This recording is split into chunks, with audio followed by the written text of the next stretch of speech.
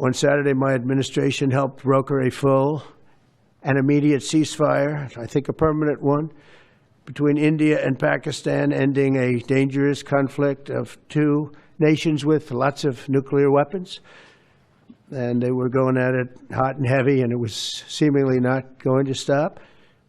And I'm very proud to let you know that the leadership of India and Pakistan was unwavering, powerful, but unwavering in both cases, and having these, they really were, from the standpoint of having the strength and the wisdom and fortitude to fully know and to understand the gravity of the situation. And we helped a lot. And we helped also with trade. I said, come on, we're going to do a lot of trade with you guys. Let's stop it. Let's stop it. If you stop it, we're doing trade. If you don't stop it, we're not going to do any trade.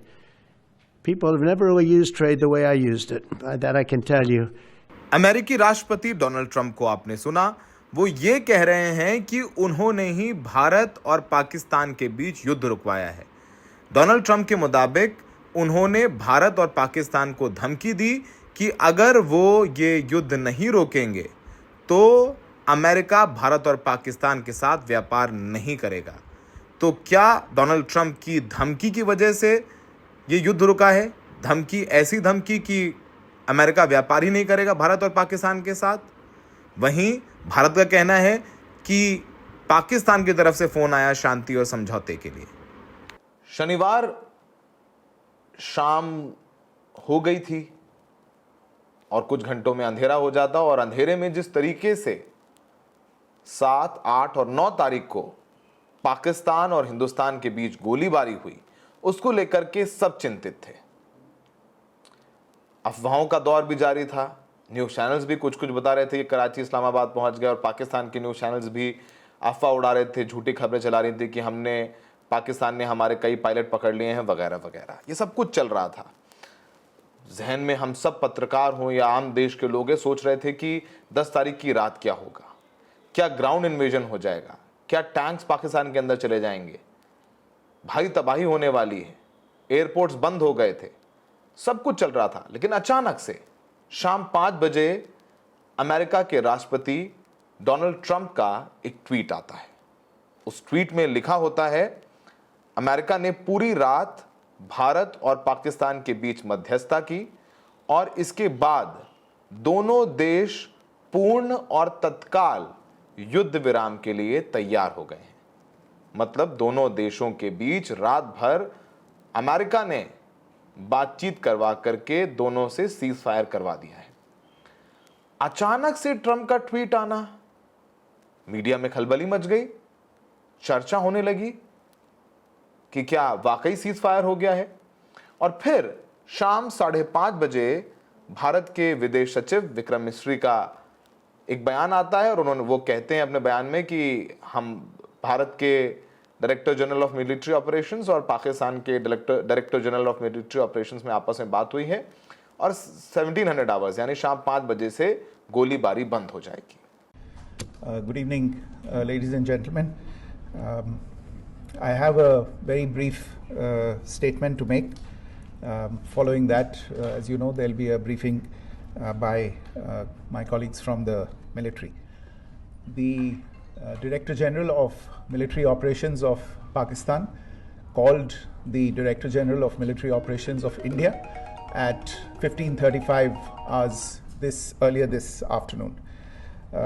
It was agreed between them that both sides would stop all firing and military action on land and in the air and sea with effect from 1700 hours Indian Standard Time today.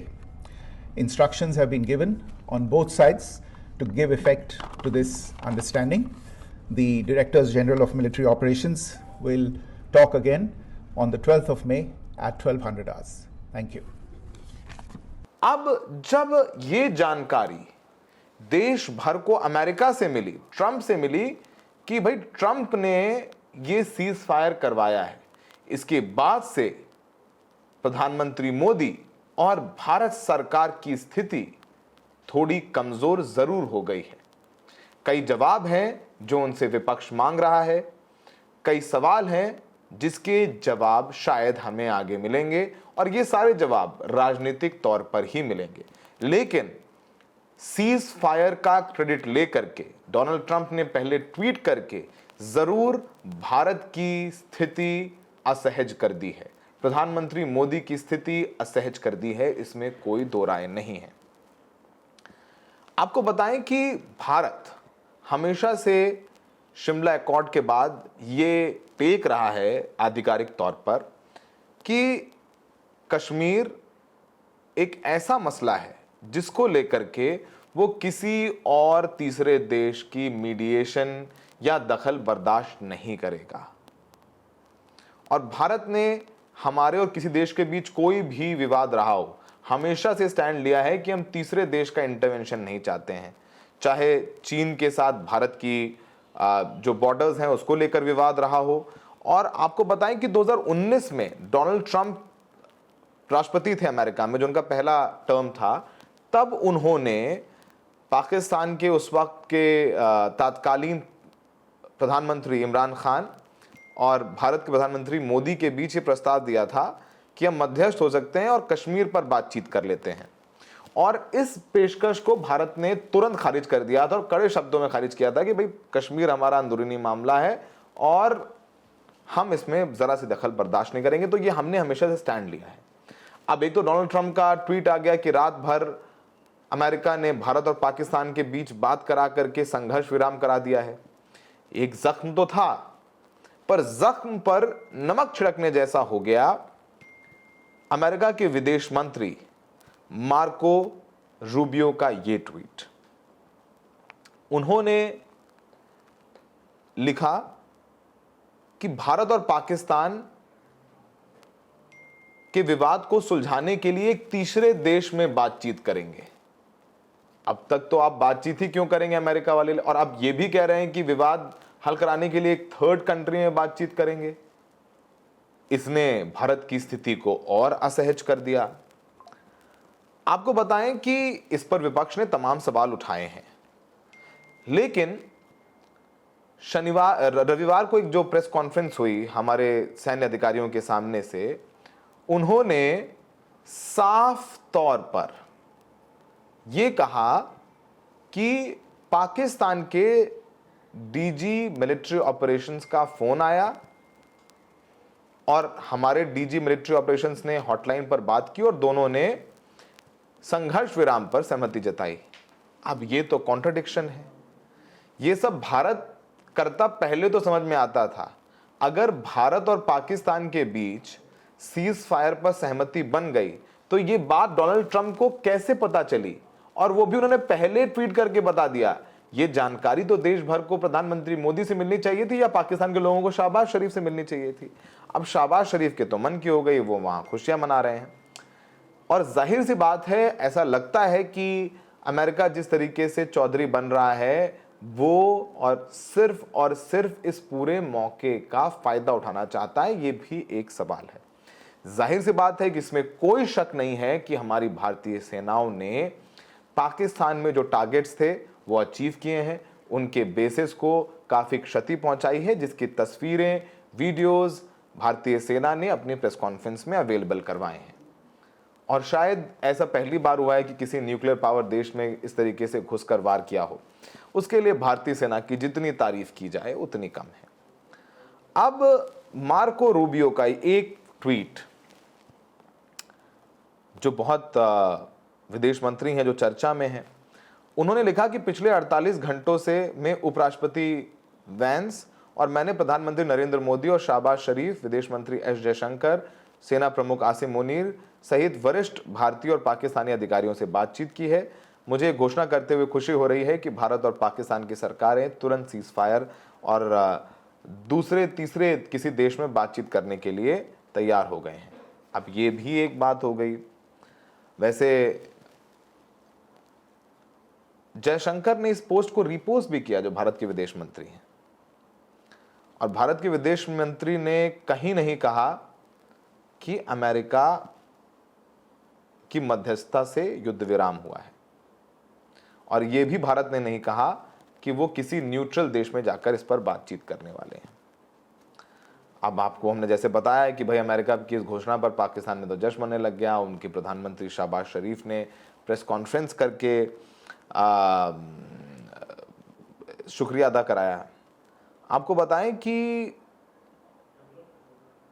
जो Trump की tweet की भाषा है ये वाकई में भारत को असहज करने वाली है, लेकिन शायद हमें इसको दूसरे तरीके से देखना चाहिए और ट्रंप की जो भाषा है इसका आकलन एक डिप्लोमेटिक तरीके से करनी चाहिए। क्या जिस तरीके से पाकिस्तान ने भारत के मिलिट्री बेसिस को टारगेट किया, क्या ये ट्रंप सरकार को नहीं पता था? उन्होंने तब क्यों नहीं रोका?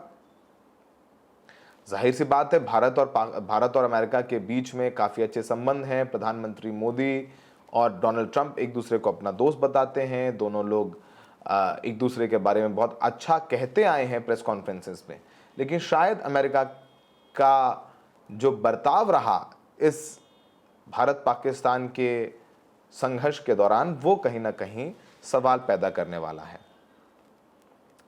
अब आपको बताएं कि इस बीच निरुपमा राव जो भारत की फॉरेन सेक्रेटरी रही हैं, उनका भी एक एक्स पर पोस्ट आया जिसमें वो कह रही हैं कि 10 मई को राष्ट्रपति ट्रंप ने अपने बयान में युद्ध विराम के लिए एक स्वर में जिस तरह पाकिस्तान और भारत की प्रशंसा की है उससे दक्षिण एशिया की जियोपॉलिटिक्स की जटिलता साफ झलकती है।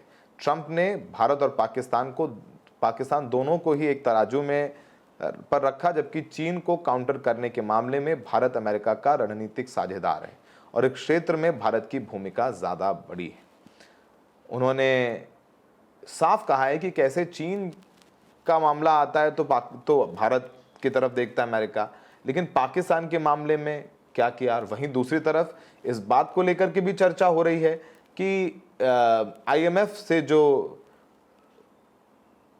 इतना बड़ा लोन मिला कई हजार करोड़ का पाकिस्तान को, वो भी अमेरिका अगर चाहता तो वो लोन नहीं मिलता।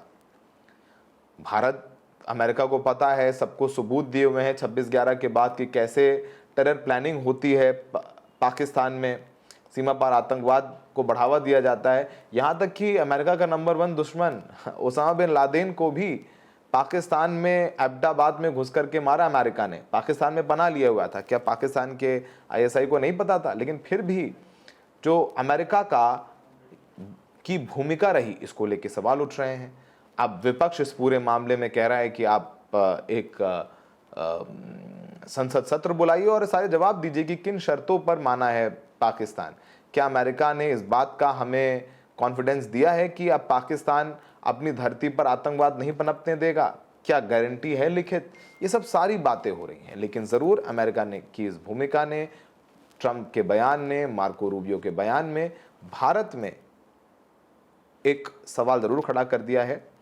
अब ये किसका फ़ायदा नुकसान ये कुछ दिनों में नहीं आंका जा सकता। डिप्लोमेसी जो है जटिल विषय है और लॉन्ग टर्म में पता चलेगा किसका फ़ायदा किसका नुकसान। लेकिन ट्रंप साहब के ट्वीट को बताने पर ये विपक्ष ने एक मौका देख लिया और विपक्ष उन पर सवाल उठा रहा है। सचिन पायलट ने क्या सवाल उठाए थे ट्रंप की मध्यस्थता पर, ये आपको सुनवा देते हैं।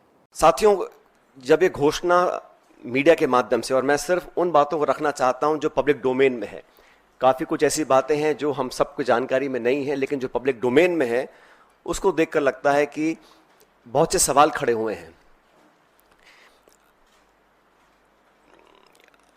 अमेरिका का 2 दिन पहले कहना कि it is none of our business, उसके बाद secretary of state, vice president, US president सबसे पहले घोषणा करते हैं कि सीज़फायर हो रहा है, उसके बाद पाकिस्तान और भारत भी सीज़फायर का ऐलान करते हैं। ये जो मीडिएशन है इसको क्या भारत सरकार ने एक्सेप्ट किया है और किन कंडीशंस पे इस प्रकार की घोषणा अमेरिका ने करी है, ये बहुत बड़ा सवाल है। उसमें कश्मीर का जिक्र किया गया है। सेक्रेटरी स्टेट ने बोला है कि एक न्यूट्रल साइट पर कश्मीर के मुद्दे को, और कितना गलत अमेरिका के राष्ट्रपति जी ने कहा कि हजारों साल पुराना ये मुद्दा है। वो भूल गए कि 76 साल पहले ये एक ही देश था, कोई मसला नहीं था, लेकिन उन्होंने कश्मीर के मुद्दे को उठाया, और मुझे लगता है कि ये इंडिया पाकिस्तान को हाइफनेट करने की एक दोबारा कोशिश की गई है।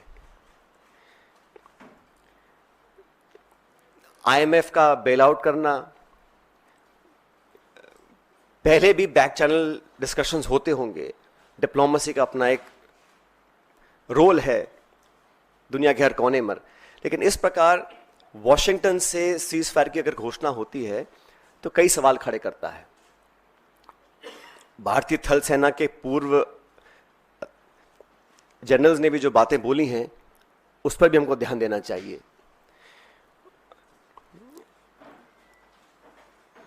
मैं मानता हूं कि सीज फायर की घोषणा के बाद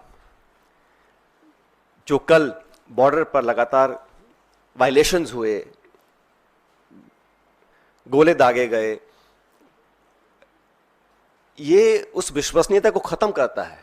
अगर सीज फायर हुआ है, अनाउंस हुआ है, दोनों पक्षों ने, डीजीएमओज ने बात कर सीज फायर की घोषणा करी है, उसके तुरंत बाद रात भर जो खबरें हमें देखने को मिली हैं उसमें निरंतर वायलेशंस हुए हैं सीज फायर के। इसलिए मैं मानता हूं कि हम लोगों को एक ऑल पार्टी मीटिंग बुलानी चाहिए भारत सरकार को, और जो पिछली 2 मीटिंग्स में नहीं हुआ वो इस बार करना चाहिए।